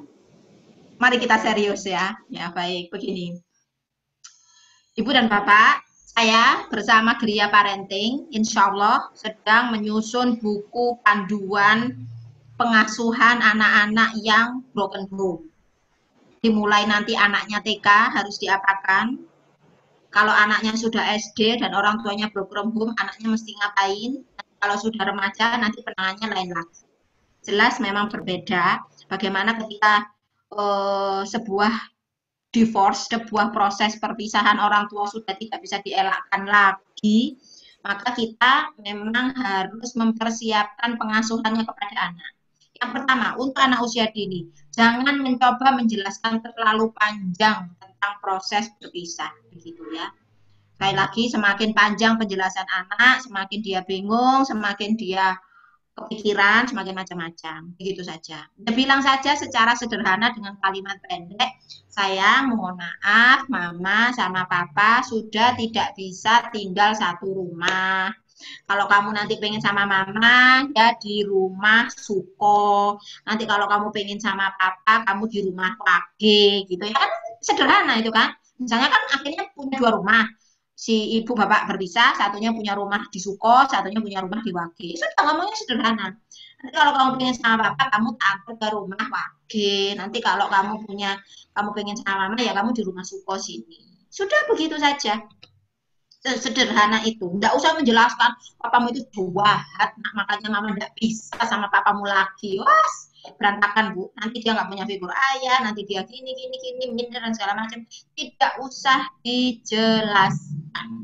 Ya, cukup jelaskan bapak dan ibu tidak bisa bersama, dan kan dia masih pengen ketemu sama bapaknya. Kasih solusi. Kalau kamu pengen ketemu sama papa, nanti kamu antar ke rumah lagi.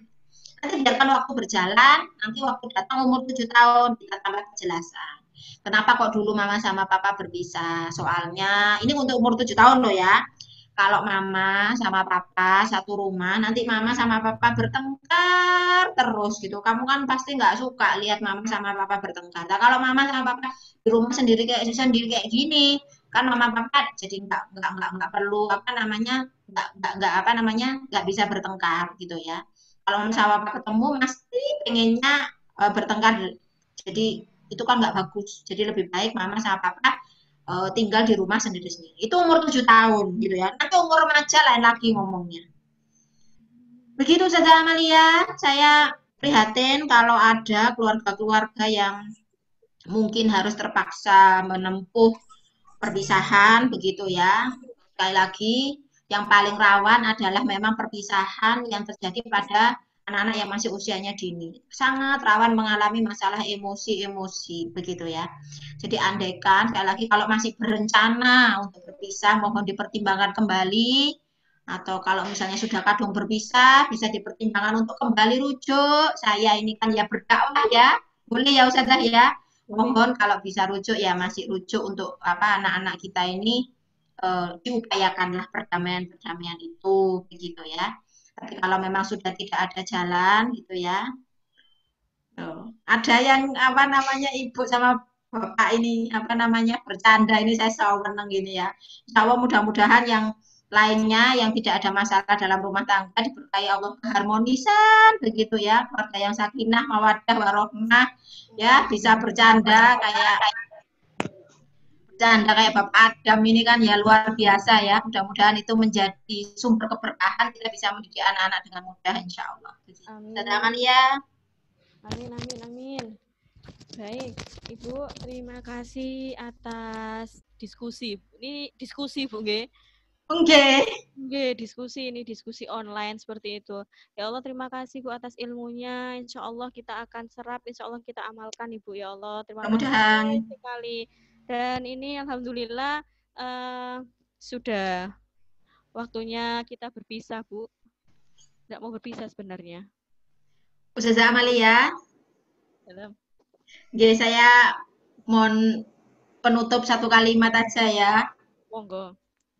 Ya, ini karena apa namanya situasinya online, saya tidak ketemu langsung, mungkin saya keceplosan apa atau apa ya, mohon maaf sekali ya. Kalau ada yang kurang berkenan, kalau ada yang tersinggung dengan kalimat-kalimat saya, ya biasanya kalau saya langsung ke Saka ya modelnya nggak berubah ya, saya sama persis kayak begini nih ya.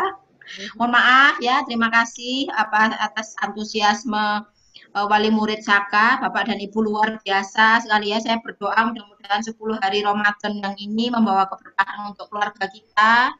Mudah-mudahan apa namanya kita diberkahi rumah tangga yang sakinah, mawaddah, warahmah untuk mendidik anak-anak kita. Mudah-mudahan kita diberikan kemudahan untuk mengantarkan anak-anak kita jadi soleh-solehah, ya mudah-mudahan kita nanti semua sekeluarga berkumpul di surga insyaallah. Amin. Amin, amin, amin ya Rabbal Alamin. Terima Demikian kasih. Ustazah Amalia, matur nuwun. Sami-sami Bu Ani. Baik, baik Ayah Bunda. Alhamdulillah kita sudah berbincang, berkomunikasi, berdiskusi bersama Bunda Ani Kristina. Alhamdulillah pada kegiatan hari ini, marilah sudah selesai. Marilah kita tutup dengan doa penutup majelis. Subhanakallahumma wa bihamdika asyhadu an la ilaha illa anta astaghfiruka wa atubu ilaik. Amin. Saya selaku pembawa acara mohon maaf apabila ada kata yang kurang berkenan. Wassalamualaikum warahmatullahi wabarakatuh. Waalaikumsalam warahmatullahi wabarakatuh. Jangan. Mau dulu. Lihat dulu.